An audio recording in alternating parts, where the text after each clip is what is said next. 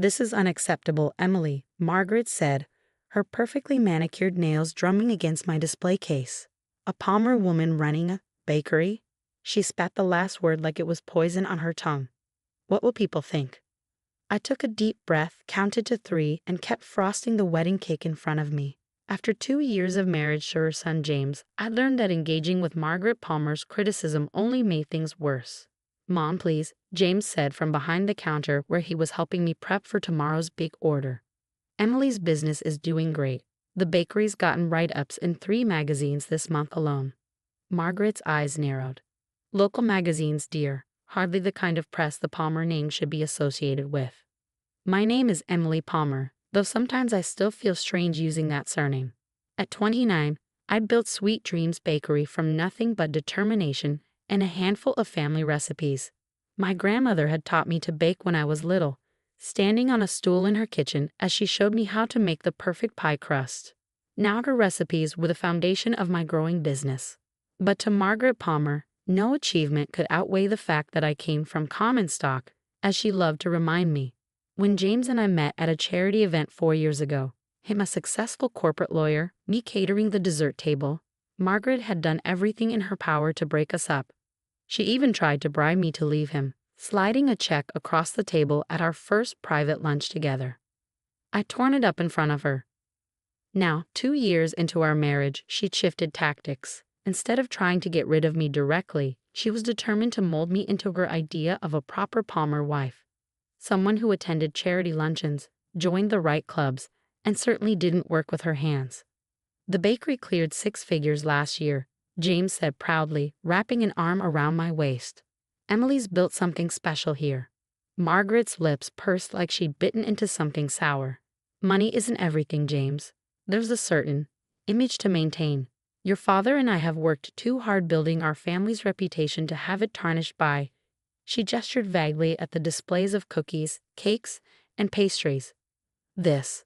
I finished the last sugar flour on the wedding cake, carefully setting down my piping bag. "Margaret, I appreciate your concern. But this is my passion. I'm not giving it up." She stood straighter, all 5'9" of her radiating disapproval. "We'll see about that," she said quietly, almost to herself. Then she turned on her heel and walked out, the bell above the door chiming cheerfully in her wake. Something about her tone sent a chill down my spine. "Don't let her get to you," James said, kissing my temple. "She'll come around eventually." I wish I could share his optimism, but I'd seen the look in Margaret's eyes. She was planning something. I just didn't know how bad it would be. The first sign of trouble came 3 weeks later. I arrived at the bakery early one morning to find an email from my biggest corporate client canceling their standing order. The message was vague about the reasons, but they'd been ordering from me for over a year without any complaints. Then another regular client canceled, and another. By the end of the week, I'd lost 5 major accounts. Each cancellation came with a different excuse, but something felt off. These were relationships I'd built carefully over years, clients who had always been thrilled with my work. "It's probably just a coincidence," James said when I mentioned it that night. "Businesses change vendors all the time." But it didn't feel like a coincidence, and when my suppliers suddenly doubled their prices without explanation, I knew something was wrong. I started digging, making calls, asking questions. Most people dodged my inquiries, but finally, one of my former clients, a wedding planner I'd known for years, cracked. "I'm sorry, Emily," she said, her voice hushed like she was sharing a secret. "But Margaret Palmer came to our last society meeting. She made it clear that anyone who continued doing business with Sweet Dreams would find themselves unwelcome in certain social circles. You know how much influence she has." I felt like I'd been punched in the gut. Margaret wasn't just trying to pressure me anymore. She was actively trying to destroy my business. That night, I laid everything out for James. The lost clients, the supplier issues, what the wedding planner had told me. His face grew darker with each detail. "She's gone too far," he said finally, running a hand through his hair. "I'll talk to her, make her stop." But I shook my head. "No," I said, an idea forming. "I have a better plan." Margaret had resources, social connections, and old money backing her up. But I had something she didn't, proof of her interference. Carefully documented evidence of how she tried to sabotage my business. And I knew exactly how to use it. The next morning, I made 2 calls. The first was to Lisa Chen, an investigative reporter who'd featured my bakery in one of those local magazines Margaret had sneered at. The second was to my lawyer. Then I waited. 3 days later, Lisa's article hit. Society matriarch Cauchy in small business sabotage CNDL. The headline read. The story detailed Margaret's campaign against Sweet Dreams Bakery, complete with quotes from multiple sources confirming her threats and manipulation. The reaction was immediate. Margaret's phone started ringing off the hook as other society wives scrambled to distance themselves. The charity boards she sat on suddenly had scheduling conflicts when she tried to attend meetings. But the real bomb dropped when my lawyer filed a civil suit against her for tortious interference with business relationships. The damages we were seeking would barely dent the Palmer fortune, but the public embarrassment? That was priceless. I was in the middle of preparing for the morning rush when Margaret burst into the bakery, her perfectly composed facade cracking at the edges. "What have you done?" she demanded, her voice shaking. "Do you have any idea what this article is doing to our family's reputation?" I set down the tray of croissants I was arranging and met her gaze steadily. "Our family's reputation," I repeated. "You mean the one you were so worried about me damaging. How's that working out for you?" She took a step forward, but I held up a hand to stop her. "You tried to destroy something I built from nothing," I continued, my voice calm but firm. "You thought you could bully and manipulate me into being the kind of woman you wanted me to be. But here's what you didn't understand, Margaret. I'm not ashamed of what I do. I'm proud of it. And now everyone knows exactly what kind of person you really are." "I was protecting our family name," she whispered, but the words sounded hollow even to her. "No," I said. "You were protecting your ego, and look where that got you." The bell above the door chimed as a customer walked in. I turned away from Margaret, greeting them with a warm smile. "Welcome to Sweet Dreams. What can I get for you today?" When I looked back, Margaret was gone. The weeks following the article's publication were a whirlwind. My phone wouldn't stop ringing, not with cancellations this time, but with new orders. People who'd never heard of Sweet Dreams Bakery before were suddenly desperate to try my pastries, drawn in by the drama but staying for the quality. I had to hire 3 new staff members just to keep up with demand. The lawsuit against Margaret was moving forward, but something unexpected happened during the discovery phase. As our lawyers dug deeper into her interference, they uncovered evidence that she hadn't just threatened my current clients. She actively prevented potential investors from approaching me about expansion opportunities. She intercepted at least 4 different business proposals, my lawyer explained during a meeting, including one from a major restaurant group interested in featuring your desserts in their upscale locations. The revelation hit me hard.